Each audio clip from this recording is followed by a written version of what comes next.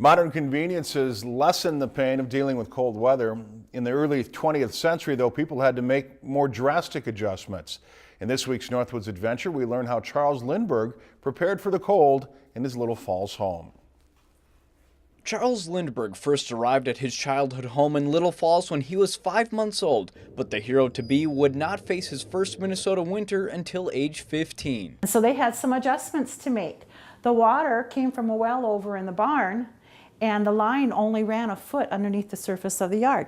The water line would have frozen, so Lindbergh dug a new well in the basement. He dug 25 feet and installed the tank, the engine, and the plumbing, which led to the kitchen. The water comes in over the top of this tank. It comes out through a pipe here, goes through the firebox of the wood stove, and comes out the bottom. Keeping fires lit in both the stove and the giant octopus furnace in the basement required a lot of wood. Several gashes on the kitchen floor show that Lindbergh sometimes chopped kindling in the house, a habit that visiting mothers would not allow in their own sons. I probably would kick him out, although he loves doing that kind of thing, but I wouldn't let him do it in the house.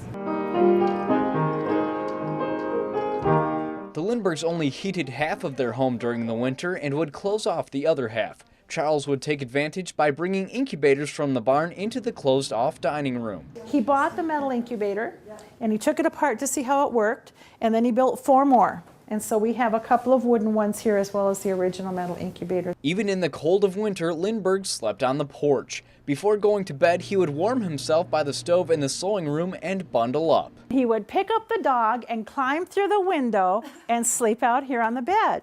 At age 18, Charles left the Little Falls home for college and eventually the Army. Lindbergh completed the historic transatlantic flight at age 25.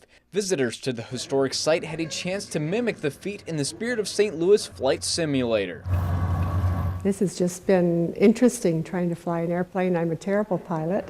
Of course, the visitors could not have all the fun. After 33 hours of flight, I'm about to attempt landing in Paris. We'll see how this goes. The Spirit of St. Louis would have been very light with the nearly empty fuel tanks by the time Lindbergh reached Paris. The simulated flight drifted accordingly, but unlike Lindy, I was not lucky enough to land successfully.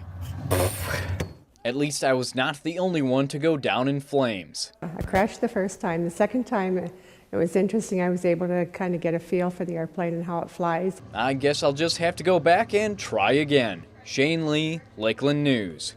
If you've enjoyed this segment of Lakeland News, please consider making a tax-deductible contribution to Lakeland Public Television.